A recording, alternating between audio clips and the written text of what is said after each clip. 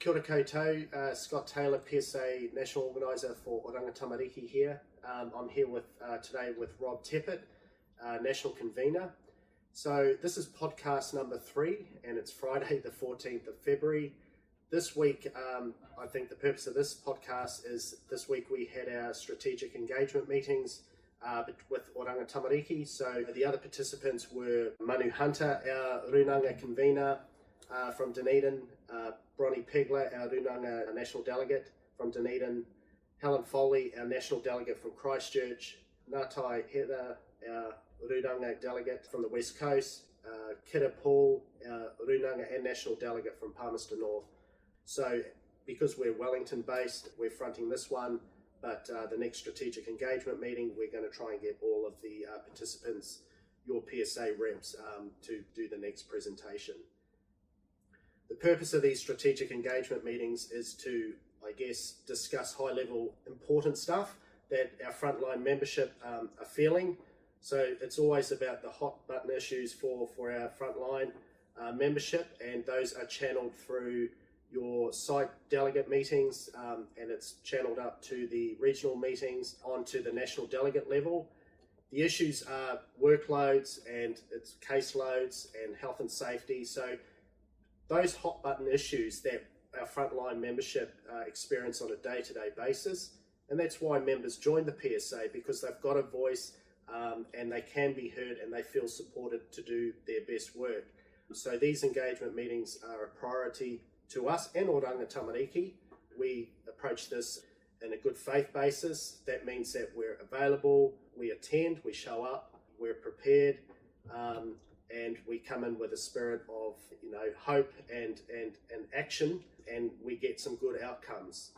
The function of the terms of settlement comes out of our relationship agreement that we have with Oranga Tamariki and the PSA. So the issues that we are discussed always is the source from what our membership are telling us on the front lines, and also its purpose is to hold each other accountable so we can have the voices from our membership front and centre to discuss those. I'm going to pass it on to you now, Rob. Keep going. Kia ora koutou. Okay, this was the 4th strategic engagement meeting we have had, and just to recap, the intent of these is to deal with the big issues, the strategic issues that are really critical to our membership. When the resourcing was negotiated with Oranga Tamariki to allow this to happen, Gronya Moss was very insistent that because this is going to be quite resource intensive, she expected the PSA and its delegates to be well prepared and able to make a significant contribution to actually getting these critical issues across the line. So with that in mind, we've always sought to do that. We have always in advance of the meeting briefed Oranga Tamariki about what the issues are, why it is important to our members, and what we are wanting to see come out of these meetings. That is always the context and the pretext before we actually go into these meetings. How have they gone? Well, honestly, there are some things that are going better than others, and probably that's because some issues are less contentious than others. So there has been some very good progress in some things, like people may have heard about the supportive practice step, which is a very important incremental program to actually start rebuilding social worker capacity within the organisation, and we're very, very pleased about the quality and the cooperation and collaboration that we had with Oranga Tamariki in developing that program. And I think the point was made quite eloquently by Kira Paul, that it seemed to him that this was almost like a jewel in the crown, and that was precisely because from the planning stage through the development, your members, PSA members, were involved in the development and the design of that program, and it's really paid dividends. Other issues, sadly, not so good.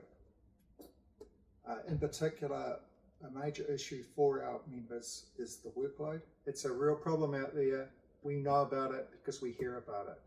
There's some good news though. We know that the youth justice caseloads are realistic and under control, and that's really good news for our members in those areas, because that means they have the capacity to do the job that we want to see them do, and that's really important.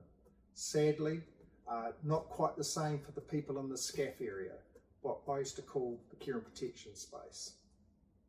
Those people are the ones who are really under the hammer, and you all know what that means. And we found out in this meeting that we have over 500 social workers who have more than 20 children on their caseload.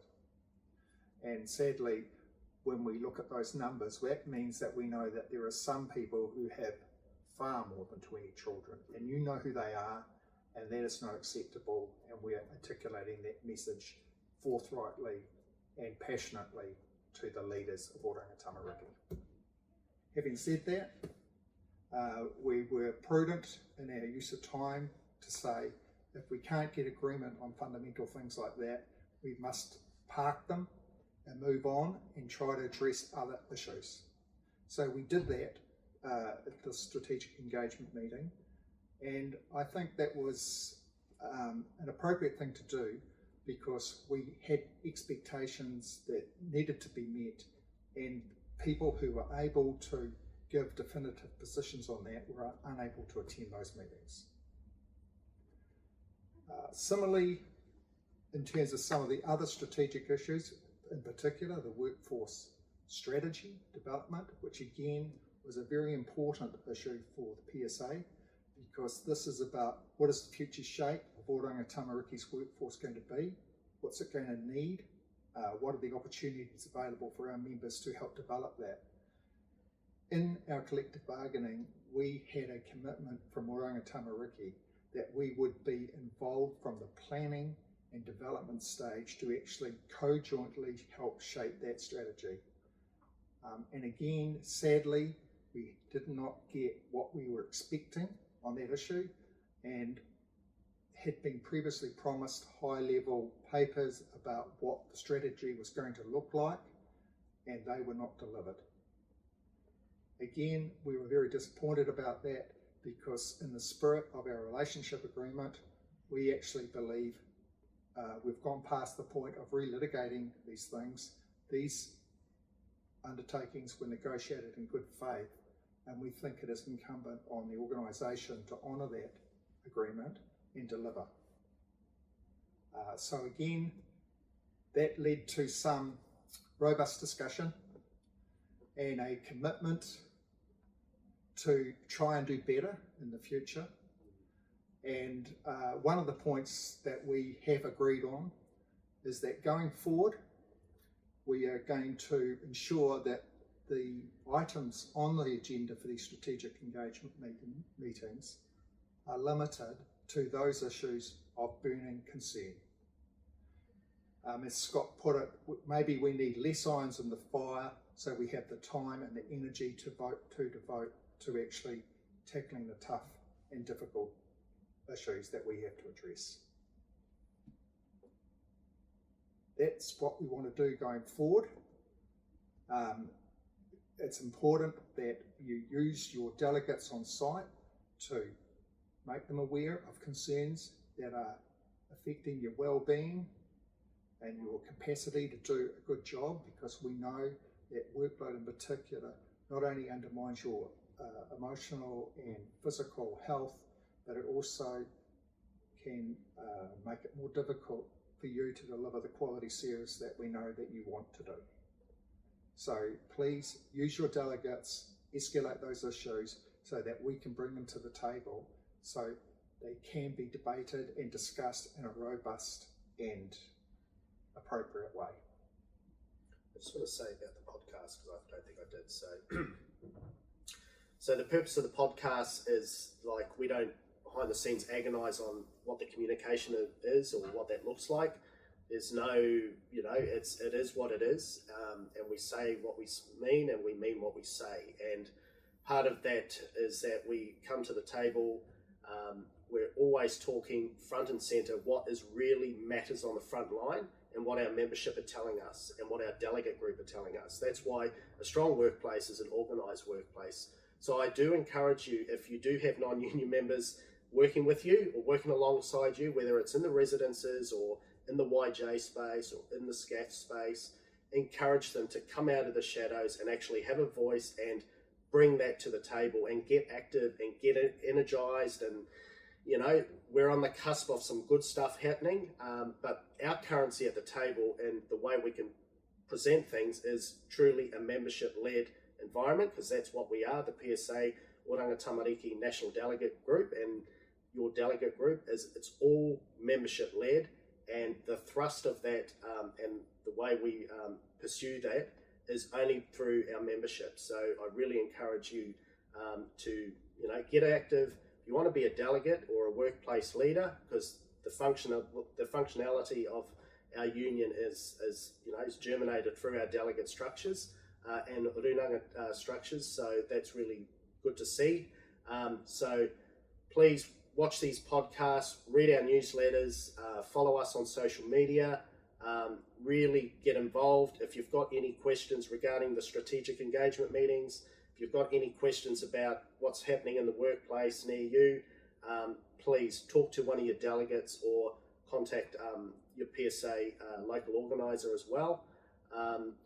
Next week, Robin, Manu and I are going to be in Auckland next week, which is pretty exciting for us because we're going to be in the National Call Centre and we're going to be visiting some of the local work sites in Auckland. So stay tuned. These podcasts are going to be regular. We'll get better at them, and I think that the whole idea is to get that communication out there. So get involved, and so thanks, Rob. Got it. Good.